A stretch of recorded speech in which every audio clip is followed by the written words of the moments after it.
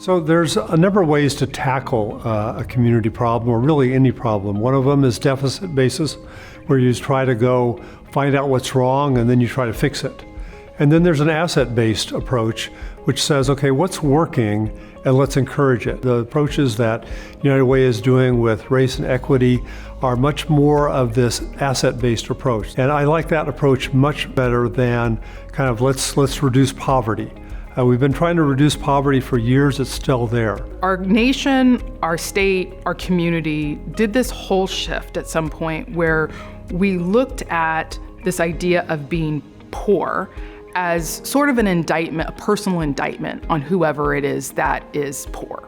Poor actually begins to define you. And we've sort of framed it in this reference of, it's your fault. Find some bootstraps, pull on them, that's all you have to do, and it will all be fixed. But when you lead from a place of hope, it really is an opportunity for people to dream of what could be. It was really an eye-opener to see so many passionate people invest so much of their time directly working on a challenge that doesn't have a clear solution. When you think and you feel that the world is one huge dumpster fire all around you, how do you maintain hope? Coming from my own background of growing up poor and being homeless at one point, being a member of a gang at one point, I've experienced hopelessness. Having a community that more and more owns hope, the idea that they can be what they want to be. There's no reason why we're not able to live in wellness. This country is very wealthy, right? So there's a lot of wealth to go around. People that are coming out of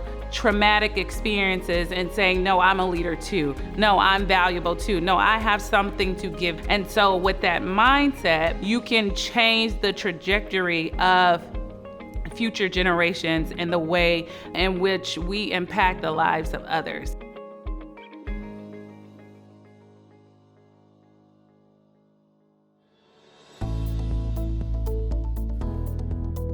211 is always an essential resource, but as things go and programs are, we're always looking to improve it. We switched over to a new vendor, which is Community Action Partnership of Kern, who also runs the majority of 211 for the Central Valley. They really increase our capacity to provide services across the community. I appreciate United Way coming to the table and really having honest conversations about how do we move our community forward. In public health, nothing stays the same. And so we always have to be ready to change our messaging, changing our assets and our resources. We really need to innovate and find ways to partner with other local organizations to really track the care of a person and provide a whole wraparound care of services. And so looking to the future, we are working to develop a community information exchange, which means that we would be able to track through a platform and with our different partner organizations, be able to see maybe you need a referral for utility assistance or rental assistance or food. When you leave 211 and walk away from the call, you're gonna end up with like 4 different organizations that then you have to go and self-navigate. And so not only will this help in a collective way to really improve the data that we're collecting and the community needs, but also help the client and the callers and the community members to not have to give their data so many times. My dream also is to have a data system where we'll be able to be more efficient in the things we do. Sometimes we work with the same person. We don't know where the other organization has helped. We're going to be developing a network partner advisory board, which is really going to leverage our community partners and reviewing current data, community needs, and kind of problem solving through how we can solve any unmet needs or challenges that were happening in the community. The other big piece with 211 is digital literacy.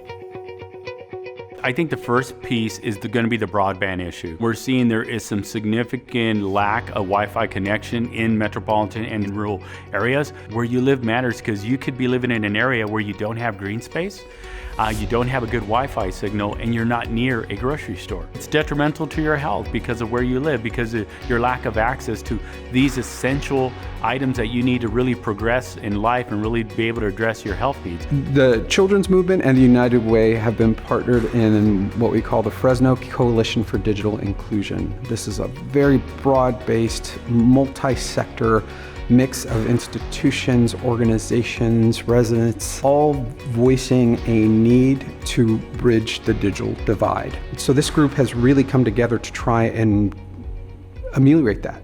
The digital divide is a really unique problem in that everybody owns it and nobody owns it. I don't know that any organization came to this saying, oh, our entire mission is focused on digital equity and digital literacy or digital fluency. And yet they all came together to do and design this digital equity work because it was the elephant in the room. There are some areas in our community that even though internet is offered, it's not reliable. There's literally not even the infrastructure to offer the high-speed internet that families need. I think there's a number of different causes for the digital divide. At the heart of it, I think, is a socioeconomic challenge. The other piece of this is geography. Fresno County has the challenges of both a large metro urban space like Fresno City and small agricultural communities that are often isolated and far from the infrastructure that cities provide. We're at a very, very critical moment because there's been a lot of pledged investment. Now, our focus is really making sure that our community gets access to the resources that are so deeply needed and that we have a plan to maximize the tens or hundreds of millions of dollars that we're anticipating over the next 3 to 5 years. The fluency around digital platforms is the other problem. We've gone beyond this idea that the cell phone as a status symbol. This technology is ubiquitous. It is everywhere. If there is a view that one of our community members doesn't deserve that, then we need to unpack that and dispel it. The free tax prep program was impacted in 2020 by the pandemic, which caused us to go through a great shift. The program did decrease significantly in comparison to previous years, but this year we were very lucky to have a partnership with Binational Central California. We walked into the VITA program completely blind, thinking, oh, it's gonna be easy, right? Because our ability to work with participants is like our #1 skill. Well, tax season is completely different. Money's really tight for many families. The Kelly ITC program and some of the other incentives that they'll get are vital to getting through this year. We've quickly realized that there are other organizations equipped, like Binational, who can take our work to the next step and work more as the funder or the facilitator and allow these organizations who are really equipped with the staff, with the volunteers, to complete our deliverables while allowing us to fund them and support them through capacity building and just growth. Lindsay and Ashley allowed us to kind of develop our own process along with Sean and Vidi, which was really helpful for us. We've realized that our best ability was to deliver information to people patiently using a fun method, right? So we put music outside, we put tables outside, we had goodies and snacks. One, we realized people are a lot more patient with you when you have snacks. We are coming to the table also adding to the project versus just taking on someone else's project. We were able to provide tax assistance to Selma, Sanger, Fowler, Fresno, and Madera. And the year before that, we had nothing to do with tax season. Madera County is distinct and different from Fresno County. In Fresno County, it seems there's more partners than you even need to be able to tackle an issue. And so sometimes it can be difficult to get so many partners on the same page. In Madera County, that's not really our challenge. We get on the same page pretty quickly because the leaders are often at the table and able to make decisions on the spot on behalf of their organizations. What we find is that we need more resources. We have the opportunity to pilot innovative things in a way that's very difficult in a larger space. We can really prove a concept that might be more cutting edge, that a smaller investment might feel more comfortable for a funder.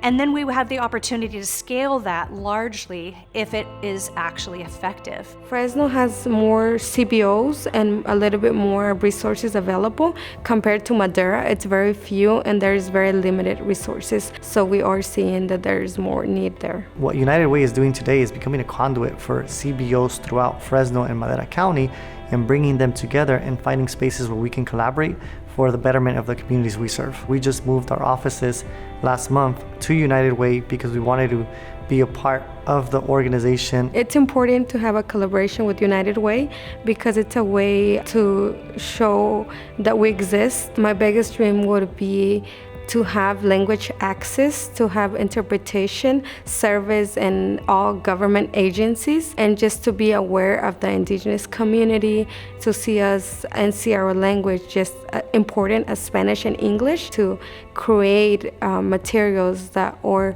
appropriate for our indigenous community. I think about the COVID-19 pandemic, the support that we need as an organization in order to carry out some of the vaccination, testing, and education events that we had was important because we wouldn't have been able to do it without United Way. It also helped us look at our work plan and pretty much take into consideration different opinions and then further develop the programs that we had for farm workers and their families. United Way has always served as that safety net for the most misrepresented populations, but it's also an organization that's becoming a conduit for other community-based organizations, and that's really elevating not only the voices of the individuals we serve on a day-to-day basis, but it's also elevating the organizations to work together for the betterment of the whole valley. I definitely would like United Way to expand to more organizations, to bring more folks in to this amazing umbrella. I can tell you just from personal experience, Binational Central California is not the only one. There are others out there floating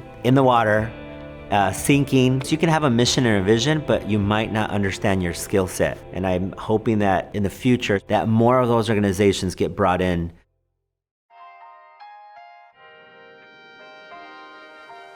United Way has just launched a Black Business Leaders Program, and so I am a part of that cohort where I am learning to be a better leader, number one. Number two, it's really a place of healing. Some of the biggest barriers Black leaders and people of color face is having to run the race twice as hard, twice as fast, and twice as long as their peers. Finding the space to get rejuvenated and get energized to get back in that race and run. I believe that is one of the things that allows you to grow, is that self-reflection and looking over your business and saying, oh, I have a deficit here, right? I have a weakness here. And then taking that weakness and going to one of your cohort members and saying, hey, can you help me with this? I would say to the CBOs or organizations that are allies, and I really use the term supporter, to really listen to our stories because they're very real, they're raw, and they're traumatic. So listen to understand rather than listen to respond. Black people are exhausted. We are tired. We are tired of telling our story. We are tired of unwanted microaggressions and macroaggressions. It takes a lot of work for us to show up. We are coming with a lot, but we are passionate, we are committed, we are dedicated to making change within our communities. Investing in us holistically is something that we need to thrive and continue to do good work, because without it, we are only as good as our health. Prosperity coaching is what really is our North Star, that's driving us to build wealth and improve the situation of the communities within Fresno and Madera. The Building Black and Madera Rising programs are pathways to making that change, but overall, the real work is going to happen with the collective impact group that we are coordinating with our stakeholders through some deep questioning, some research, and some evidence-based conversations around what does it mean to provide wealth to the community? How do we do that? What does it look like when we're succeeding?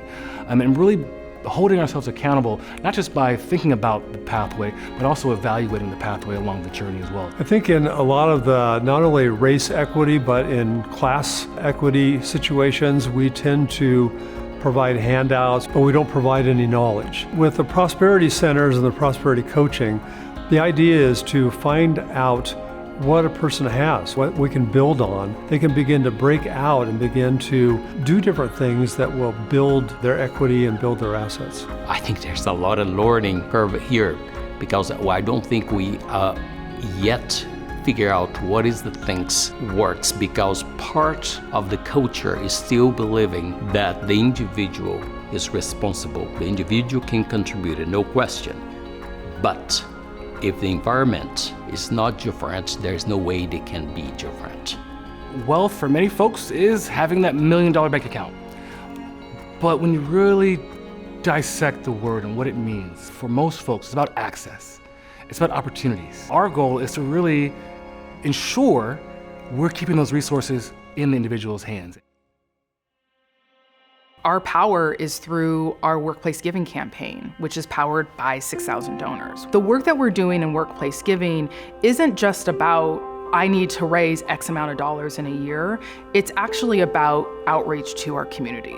So we have thousands of people giving in small amounts every single year. I oversee Workplace Giving. We engage with these corporations and we really talk about how can we make these campaigns meaningful to them. It is important that members from the community look at United Way as a trusted and relevant partner, and that's always on my mind, is how can we increase that? Sometimes organizations fall into this pit of resource development or fundraising is separate from the impact of their programs and services.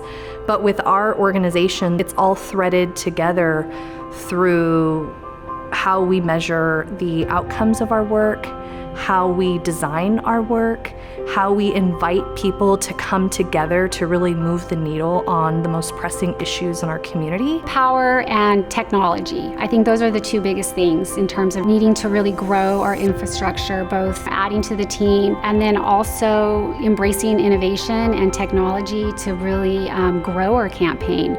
We have a system that's been outdated for quite some time. I'm really looking forward to updating our system. We're committed to ANDAR. They've really evolved over the last few years, and we have a plan. It's robust and it's ambitious, but I don't think there's any other way to go. I consider myself part of the United Way mission and vision, to be honest with you. I live United. I live it every single day. My staff lives it every single day. It's like a complete honor for us to work in that particular building. I can think of 10 different organizations throughout the valley that became sort of family to us because of the United Way relationship that we have. The United Way and the children's movement have been really values aligned from the start. United Way was a really powerful sounding board for us to talk about strategy, talk about how we fine-tune our programming, how we are able to have the infrastructure and even the office space to conduct our work. We don't do anything alone. That's not because doing partnerships is easy. Actually, doing partnerships can be really hard and expensive and labor intensive. But in my experience, in my 2 decades of career, it's only through partnership that real change happens. United Way is a major name, but it's not well known in the fields. And we are well known in the fields because it's our work. And so what we were able to do is to merge these two entities to really create one. I mean, literally we have a canopy that has both logos. But now we're able to articulate to farm workers and farm worker families how valuable United Way really is. United Way has had different phases.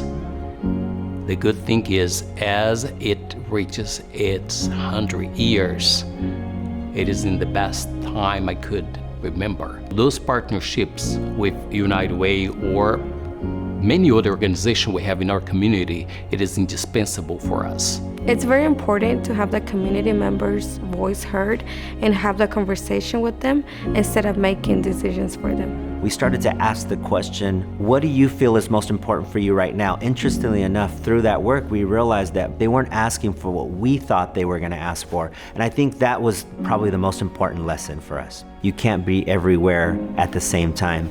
So without United Way and their leadership and their ability to mobilize other organizations, we would never be able to help as many people as we do right now. If we are going to be effective, no one single organization, not even United Way, can address the needs in the community. This current United Way is reaching further into the community. It's doing things differently, and so it's only those who have signed up for kind of the long haul who realize that there's a pace to the work that There's a determination that you have to make it through pandemics, you have to make it through recessions, you have to make it through all kinds of challenges. But the reward is, at the end of the day, you've built things, you've helped people, that you see kids that were impacted who are now parents and have kids of their own, whose lives are different because of the impact that you had 20 and 30 years ago.